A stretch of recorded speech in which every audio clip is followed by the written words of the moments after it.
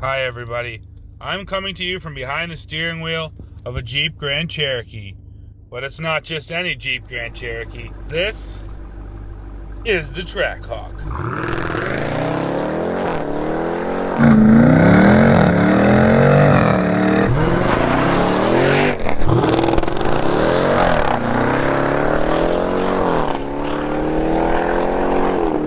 Time to fill this puppy up and test the fuel economy. It's pretty windy out here today, guys, so I'm not sure how the audio is going to be, so let's give her a shot.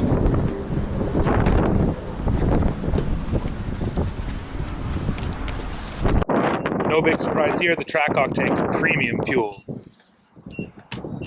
Alright everybody, she's all filled up and we are ready to roll out. So let's go ahead and take a look at the fuel economy. Right now it's getting 18.6 liters per 100, and over here if we look at the trip, 18.6 and 18.3, so none of them are great numbers. We're going to go ahead and reset trip B, and we'll go up here, and you know what, we'll also reset this average up here. Our range is 440 kilometers on a single tank. Ooh, 441, we got an extra kilometer right there. But yeah, let's take off, and we will see just what kind of fuel economy we can get. Pushing 707 ponies. Oh yeah, and by the way, you gotta love this speedometer that goes all the way up to 320 kmh. That's great. All right, let's go Grand Cherokee.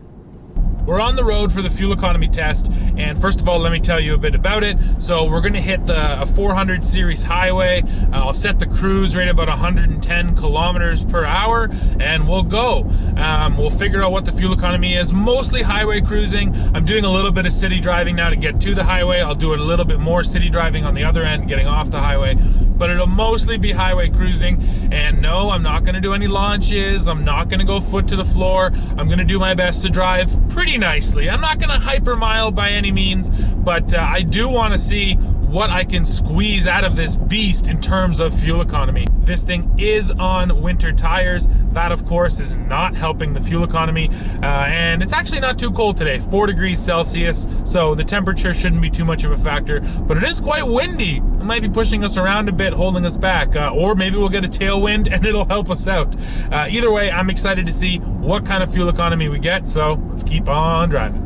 As we cruise along here, let me tell you about some of the things this Grand Cherokee does really well. Now, of course, you'd expect me to say performance, and that is incredible, but you know what? It's the other things that this SUV does on top of the performance that really make it an amazing vehicle. So first of all, how comfortable and livable every day it is. I'm cruising down the highway right now, and it's just so easy to drive this thing. It gets all of Jeep's active safety systems as standard, so I have adaptive cruise control, I have lane keep assist, all of that stuff, which is just helping me to drive down the road and taking some of the strain off the driver. Beyond that, there's so much power here, but the engine is never, you know, kind of herky-jerky. The transmission, the 8-speed, does an excellent job of keeping things really smooth at low speeds, so that if you don't ever bury your foot, you would never know just how powerful this thing is. Just because it has insane power, there's really no compromises in just everyday livability, which I have to say is an incredible feat of engineering, I think, by Jeep. Now, the other thing, which is actually pretty impressive, is just how well this thing can do once the pavement ends. Now, I didn't do any crazy off-roading. No, this thing's not a Wrangler, but take a look here, and I think you might be impressed. I was. This is the kind of road I'm talking about right here. The kind of road that you would see with any other 707 horsepower vehicle and think, no chance I'm going down that. Well, here comes the Trackhawk. Now, obviously, guys, this thing isn't a crazy capable off-roader. The angles just aren't there, but you put a set of good tires on it. In this case, we have Pirelli winter tires, and this thing does a decent job. Of course, it has a ton of power, so if things really did get tricky, I'm sure you could just bury your right foot and it would take you right out. Now, when I just came in there, I put it on snow mode. Going out on this road, though, let's just put her over into sport mode, see if we can't have just a little bit of fun. Now, what's changing is the power distribution. So in sport, this thing becomes a rear wheel drive machine. It's 70-30 to the rear wheels when you're in sport, and it feels like it when you put your foot into it. It steps out in the back. But man, yeah, the all-wheel drive, the fronts are still pulling me. And guys, I'm actually going pretty quick, almost 30 kilometers an hour over some of these whoops, and it's doing a great job. Oh man, there's something hilarious about that, because this type of vehicle was not designed for that type of road, and yet it can do it. You know, if we're talking about 707 horsepower, half decent off-roaders, this Trackhawk stands in a class of 1. All right, everybody, just pulled into the gas station, and there's our total. We did 126 kilometers, and we averaged 14.1 liters per 100. Now, for all my US viewers, I'll show you, we can change the units. You go to settings, you go right there to units. Whoops, sorry, wrong one. Sorry, up to units there. Click over to US, and that brings us to 16.6 mpg, a total of 78.2 miles. Now, 16.6 is not bad. It does beat the EPA rating for the combined number. And you know what? Considering I was going easy on this thing, I could live with 16.6 day to day. However, we all know that putting your foot into it deep is just so fun that I don't think 16.6 would probably be your fuel economy at all times. But now we're gonna go fill it up ourselves, and we'll see what the number is when we do the math. Everybody, let's figure the math out ourselves on this one. So you can see on our receipt here, we used 17.291 liters of fuel. So we take 17.291, and we're going to go ahead and divide that by the distance, which is 126.1, and we go divide 126.1, and then you multiply by 100 to move the decimal, bringing us to a total of 13.6 liters per 100 kilometers, actually considerably better than the 14.3 that the computer is showing us right here, which once again, for so much power, is pretty impressive. Now, for all my US folks, I'm going to do the conversion here, let Google do it for us, and that brings us to a total of real world 17.295 miles per gallon. So once again, what's cool is that if you're just cruising down the highway taking it easy, you can get half decent fuel economy. But that's not what this thing is all about. So how about we go out there and ruin the fuel economy now that we've done so good, shall we? Let's go. Now here comes something to definitely wreck the fuel economy. Time for a launch. So we stop here on this empty road, hit launch, launch ready, apply full brake, full throttle, launch! Oh man! Oh, guys, that absolutely does not get old. The power this thing takes off with is just monstrous. It's sent through all four wheels, so the grip is absolutely immediate. And for something that weighs 5,300 pounds, it's just hilarious how hard this Trackhawk launches.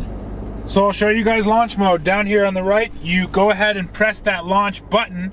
And now here's something that's cool. There needs to be criteria met before you launch. You have to be going 0.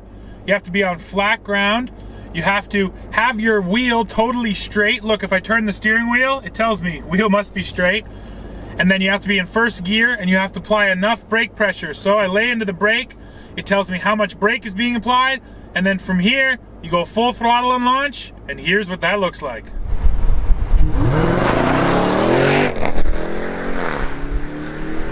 Now, when it comes to performance, there's a lot of fun toys here on the Trackhawk 2 that you can play with even while you're driving. So first of all, if you go through the info cluster right up here in front of you, you can get all kinds of different timers, reaction timers, 0 to 100 timing. You can get brake distance timers. So if you want to get all of those performance metrics on your Trackhawk, you can do it, and this thing will set it up for you. One of my favorite toys here on this Jeep is the reaction timer. It makes every single red light basically a drag race. So you come to a stop, you hit OK, watch the tree, watch the tree, watch the tree, go! Ooh, 0.57. not bad, not great either. And that's the fun thing. It gives you all these fun little games. You know, you're able to challenge yourself. You're able to go in there and make your reaction time better. And you know what? If you're buying a vehicle that's this ridiculous when it comes to power, you might as well have a bunch of ridiculous toys to go with it. And this Trackhawk has all the toys, including performance pages. To get into performance pages, simply click on the apps button, go over to dashboard, and now here's your performance dashboard. And you really can set up quite a few different things. So you can adjust your shift light that will tell you when to shift using these paddles. You can actually adjust the launch control. So you can have it launch at 1,000 RPM or all the way up at 3,500 RPM. Of course, the higher up your RPM is, it's gonna be an even harder launch. Now over here, post race, it's making sure that everything is good to go before you head off racing. And then this is cool too, guys, the race cool down. So if you're cooling down after running a bunch of hot laps, this will actually tell you all your temperatures and make sure they all come down, and will let you know when you're good to go to get off the track. So there really are a whole bunch of really neat features here. Now we can go over into the performance pages. Now performance pages monitors all of your performance basically. So it's going to spit out horsepower and torque numbers. This is your engine dyno. So I'll start rolling here and show you guys. This thing is a live power readout, and the bar is telling you the pressure that the supercharger's putting out. So look, I can lay into it. See if we can get it up. Oh boy.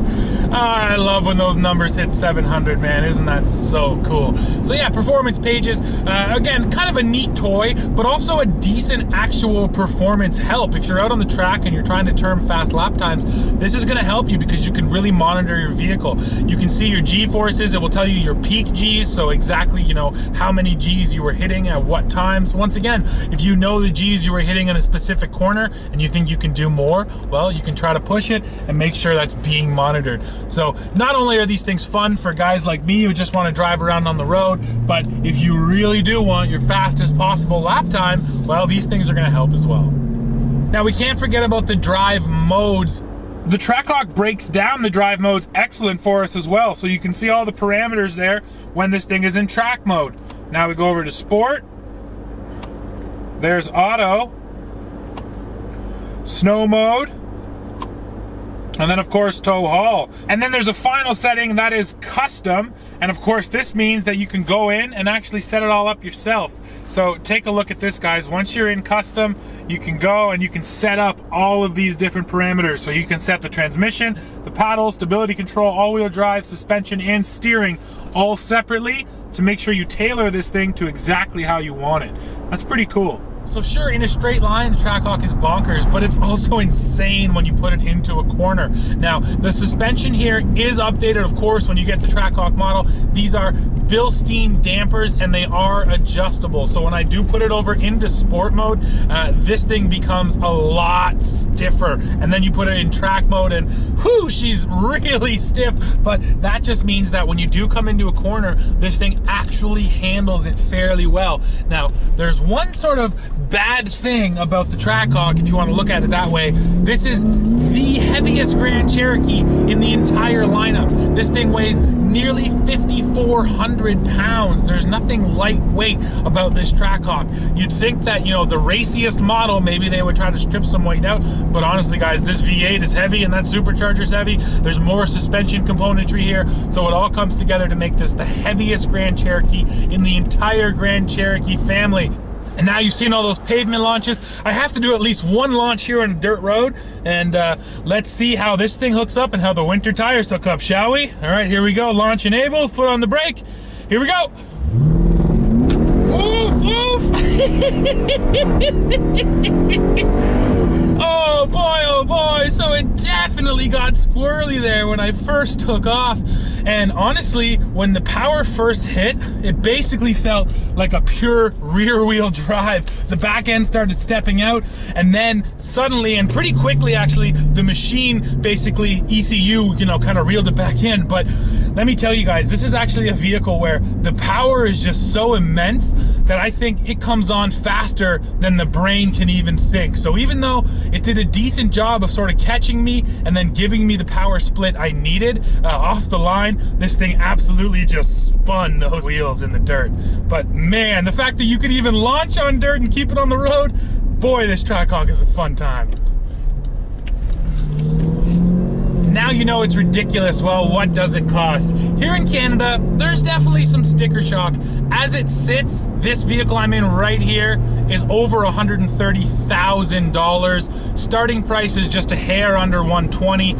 It pretty much comes fully loaded. There's just a few options. The sunroof is an option. The red seat belts are actually an option as well.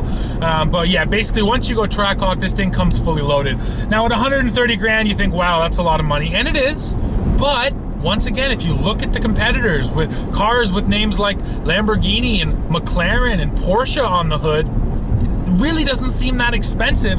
And when you consider all the utility you're getting out of this Grand Cherokee, you're getting all the power, you're getting a 7,000 pound tow rating, a little bit above 7,000 pounds actually. I mean, come on, what more could you possibly need from your performance vehicle?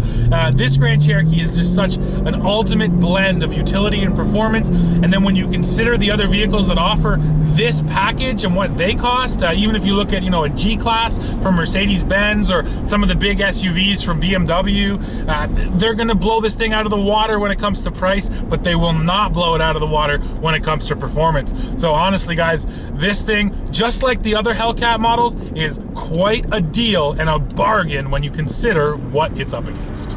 Well, that is it for this review, everybody. And let me tell you that this Grand Cherokee Trackhawk right here has to be the best off-roader money can buy that also makes 707 horsepower. And that's because honestly, this thing exists in a category of one. And sure, it's expensive, but I gotta tell you, it is worth every single dollar. So guys, that's it for this one. Make sure you go below, hit like, hit subscribe, and then of course, come right back to the channel as we keep bringing you the latest news, views, and real world reviews. See ya.